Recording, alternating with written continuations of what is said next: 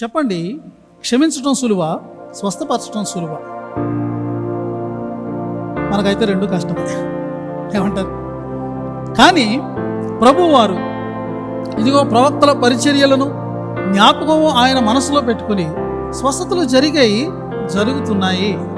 కానీ ప్రభు లాంటి స్వస్థతలు, అన్ని స్వస్థతలు ఎవరు చేయలేదు, మనకు తెలుసు.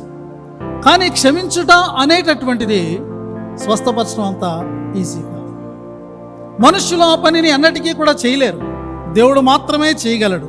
మరి యేసు ఎలా చేస్తున్నారు అంటే, Jesus is God in the flesh. యేసు స్వయాన శరీరంలో ఉన్నటువంటి దేవుడు, శరీరంలో ప్రత్యక్షమైనటువంటి దేవుడు.